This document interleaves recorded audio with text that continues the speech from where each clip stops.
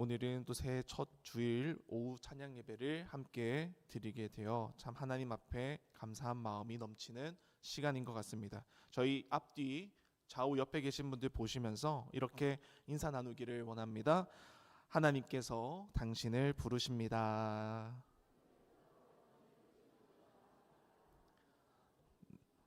네, 하나님께서 부르시는 그 음성을 우리 모두가 기쁨으로 화답하며 늘 순종하며 나아가는 양문교회 되기를 주님의 이름으로 축복합니다. 새해가 시작되면서 우리는 자연스럽게 무엇을 새롭게 할 것인가를 생각을 하게 됩니다. 계획을 세우고 그리고 목표를 적고 그리고 결의를 다진 다짐들을 그리고 노트와 다이어리에 적게 됩니다. 그러나 하나님의 말씀이 담긴 성경은 새해를 시작하는 우리들에게 한 가지 포인트를 주는데요. 성경은 이렇게 무언가 계획을 먼저 세우고 먼저 본인의 힘으로 무언가 주도적으로 길을 만드는 데 있지 않다라고 이야기합니다. 성경은 언제나 우리에게 말씀하시기를 하나님 쪽에서 먼저 일을 시작하신다라고 늘 성경은 이야기합니다. 우리가 하나님을 찾기 전에 누가 먼저 우리를 찾으신다라는 말씀일까요? 하나님께서 우리를 먼저 찾으신다라는 것입니다. 오늘 우리가 읽은 본문 말씀에 등장하는 이 사무엘의 이야기는 저희가 잘 알고 있는 이야기입니다. 어린 사무엘이 하나님의 음성을 듣는 이 자리, 이 이야기가 오늘 새해를 시작하는 우리들에게 어떠한 방향과 하나님의 뜻과 마음을 전해주는지 함께 살펴보고자 합니다. 사무엘은 하나님을 찾았을까요? 찾지 않았을까요? 찾았을까요? 찾지 않았을까요? 굉장히 좀 위험한 질문 같죠? 네, 하나님께서 부르셨습니까? 사무엘이 찾아갔습니까? 네, 하나님께서 부르셨죠. 그러면 사무엘은 하나님을 처음엔 찾았을까요? 안 찾았을까요? 네, 안 찾았다라는 방향으로 우리가 잡을 수 있겠습니다. 사무엘은 하나님을 찾고 있지 않았습니다. 왜냐하면 그는 그저 평소대로 성막 안에서 잠들어 있었기 때문입니다.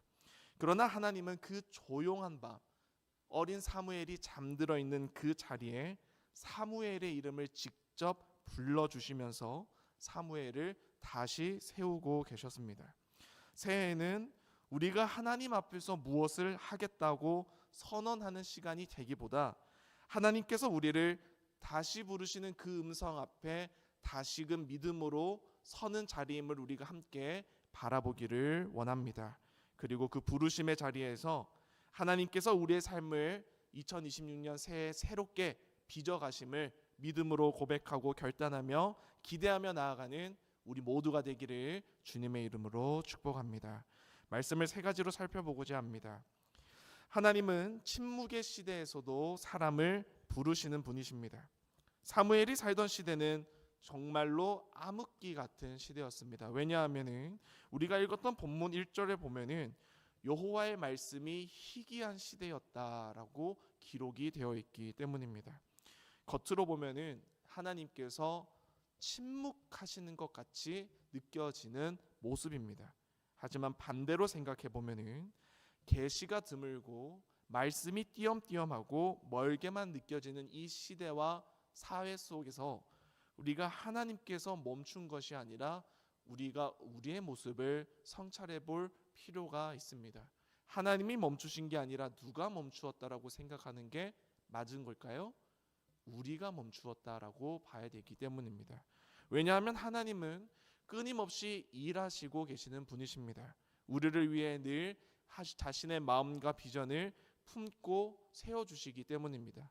하지만 그 하나님의 음성과 은혜를 우리는 망각하고 잊을 때가 많습니다. 영적으로 눈이 어두워져서 둔해지는 시대상이 하나님의 말씀이 희귀한 시대다라고 말하는 것과 같습니다. 하나님의 능력이 사라진 것이 아니라 오히려 하나님의 음성을 듣지 못할 만큼 사람들의 영적 감각이 무뎌진 시대라고 말하고 있는 것입니다. 그래서 구약 시대에 아모스라는 선지자는 이러한 시대상을 이렇게 경고했습니다. 아모스 8장 11절 말씀을 바라보시면 함께 말씀을 읽겠습니다. 주 여호와의 말씀이니라. 보라, 날이 이를지라 내가 기근을 땅에 보내리니 양식이 없어 주림이 아니며 물이 없어 가람이 아니요 여호와의 말씀을 듣지 못한 기갈이라. 아멘.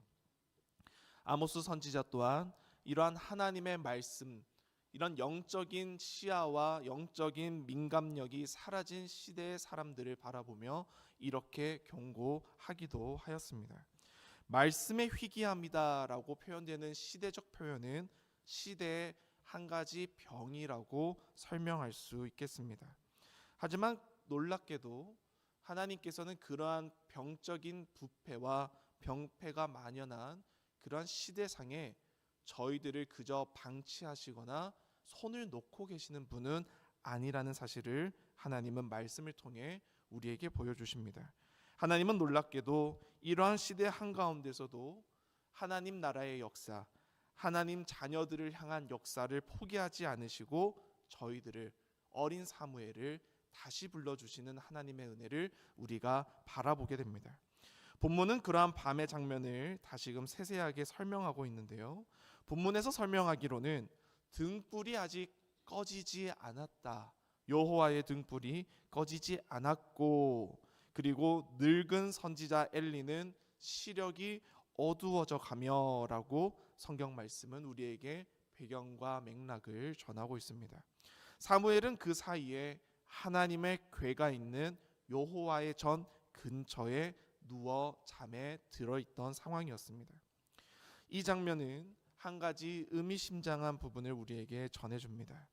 왜냐하면 등불이 아직 꺼지지 않았다라는 표현에 시작하는데요, 등불이 아직 꺼지지 않았다라는 것은 아직 완전한 어둠이 이 시대상을 덮은, 이 사람들, 이들의 삶의 자리를 완전히 어둠이 덮은 것이 아님을 보여주기 때문입니다. 아직 마지막 불빛이 빛낼 수 있는 시간이 남아있음을 여호와의 등불이 꺼지지 않았다라는 표현으로 우리에게 그 의미를 전달합니다. 그리고 사무엘이 잤던 자리가 법궤 근처라는 사실 또한 우리가 기억해야 되겠습니다. 법궤는 무엇을 상징하는 것입니까? 하나님의 임재를 상징하는 것입니다. 다시 말해, 하나님은 사무엘을 멀리서 부르셨습니까? 가까이에서 부르신 것입니까? 가까이에서 부르셨다라는 것입니다.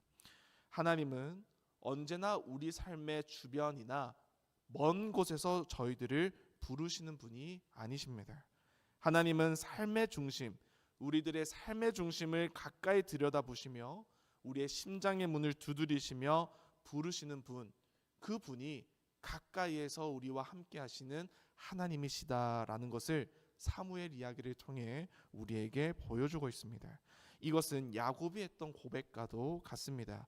창세기 28장 16절 말씀 보시면은 야곱이 잠이 깨어 이르되 여호와께서 과연 여기 계시거늘 내가 알지 못하였도다. 아멘. 야곱 또한 자신의 삶의 자리에 하나님께서 과연 함께 하셨음을 진실로 통찰하지 못했음을 고백하고 있는 말씀입니다.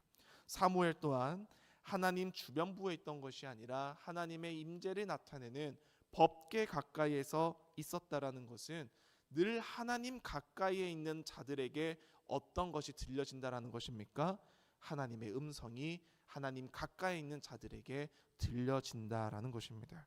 지금 사무엘의 상황과 야곱의 상황과 우리의 삶의 상황을 한번 비교해 보시기를 바랍니다. 과연 우리는 하나님 가까이에 거주하는 삶을, 그러한 인생의 자리를 만들어 가고 계십니까? 아니면 하나님께서 이야기하시고 우리를 부르시고 우리를 이끄셨음에도 불구하고 과연 이곳에, 과연 나의 삶의 자리에 하나님이 계셨다라는 것을 뒤늦게 바라보고 계시지는 않습니까? 오늘 우리의 시대도 비슷한 것 같습니다. 바쁨은 우리를 한 가지 어려운 부분으로 만들어내는데 그것은 바로 무감각입니다. 시대의 바쁨은 우리를 무감각하게 만들기 쉽습니다. 그리고 시대의 바쁨은 우리에게 피로감을 많이 씌워줍니다.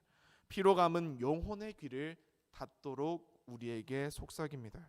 그러나 하나님께서는 그러한 시대에 노출되어 하나님의 음성을 듣지 못하고 하나님께서 함께 계심을 바라보지 못하는 이들을 포기하지 않으셨다라는 것입니다. 하나님은 큰 소리로 밀어붙이기보다는 우리가 들을 수 있는 방식으로 역사하시는 분이십니다. 엘리야가 이와 같이 경험한 부분이 있습니다.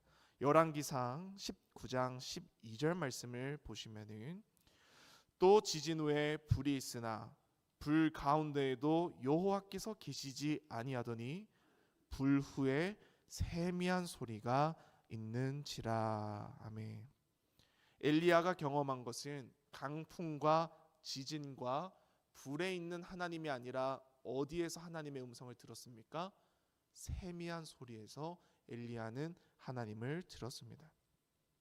그러므로 새해를 맞이한 오늘 우리들에게 필요한 첫 번째 고백은 이것입니다. 하나님, 말씀이 희귀한 시대 같아 보여도 주님께서는 오늘도 나를 그리고 우리를 부르신다라는 사실을 저는 믿습니다라는 고백이 새해 시작에 앞서 있는 우리들에게 펼쳐져야 될 고백일 줄로 믿으시기를 바랍니다. 하나님은 침묵 속에서도 사람을 부르십니다. 하나님은 침묵 속에서도 자신의 역사를 멈추지 않고 써 가시는 분이십니다. 그리고 그 역사는 우리 각 한 사람 한 사람을 통해 하나님은 믿음의 시대를 열어 나가시는 줄을 믿으시기를 바랍니다. 두 번째로 살펴볼 말씀은 하나님의 부르심은 책망이 아니라 기다림, 즉 인내다라는 것입니다. 사무엘은 결국 하나님의 음성을 듣습니다. 그러나 그 음성이 하나님이란 사실을 바로 캐치하지는 못합니다. 사무엘은 누가 자신을 부른 줄 알았습니까? 늙은 선지자 엘리가 자신을 부르는 줄 알고 누구에게 달려갔습니까? 엘리에게 달려갔습니다.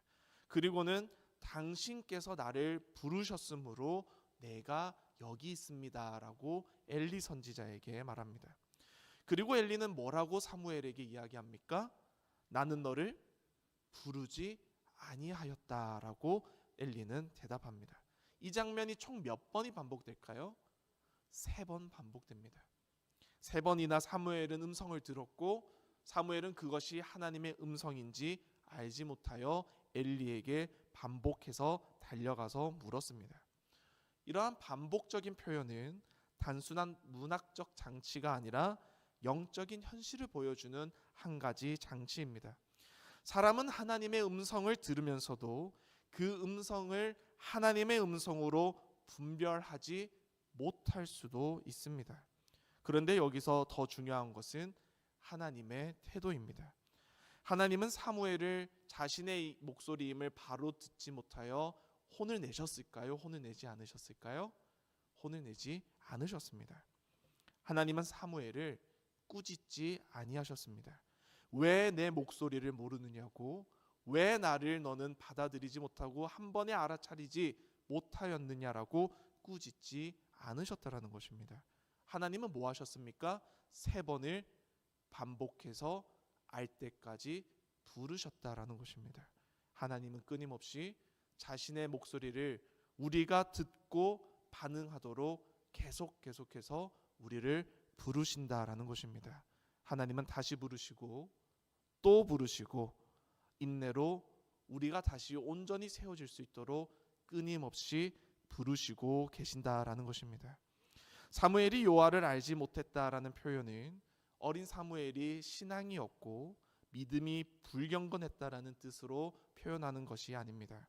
아직 하나님께서는 그에게 말씀으로 자신을 드러낼 단계가 아니었다라는 뜻이 담겨 있는 표현입니다. 다시 말해 사무엘은 지금 처음이라는 문턱에 서 있는 것입니다. 신앙에서 처음이라는 이 시작된 시작점은 정말 귀합니다. 처음은 되게 서툴고 느립니다. 그러나 하나님은 그 서툼을 들어 쓰시는 분임을 우리는 잊지 말아야 되겠습니다. 하나님은 완벽하게 완성된 사람보다 부족할지라도 하나님 부르심 앞에 믿음으로 반응하여 올곧게 서는 이들을 쓰시는 분이시기 때문입니다.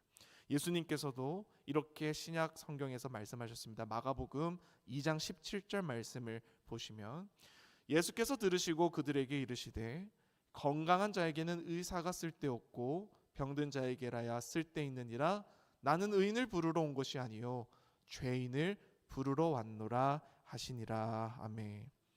예수님도 건강한 자가 아니라 어떤 자를 부르시려고 오셨다라고 합니까?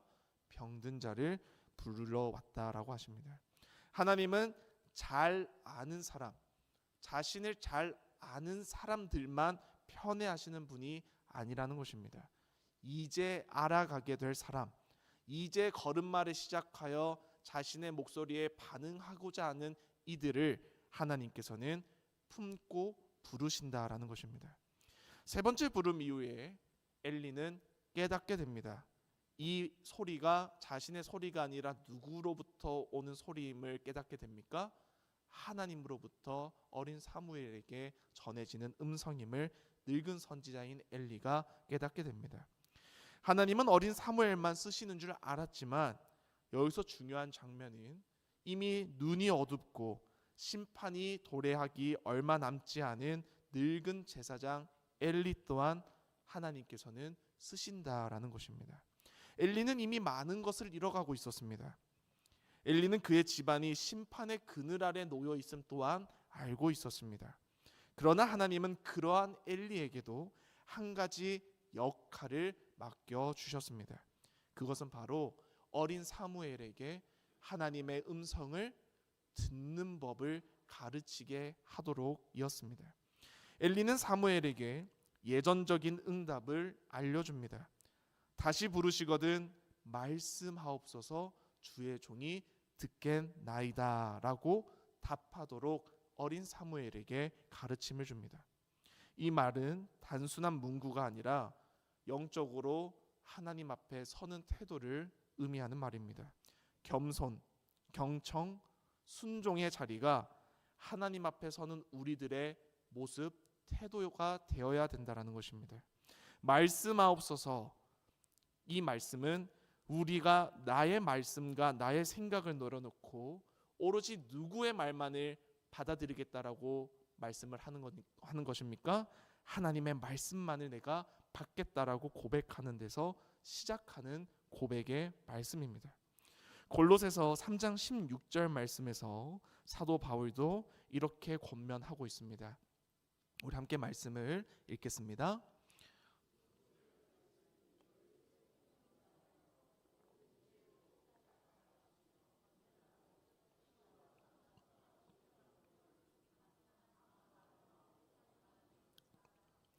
그리스도의 말씀이 너희 속에 풍성히 거하게 하라라고 사도 바울도 권면합니다.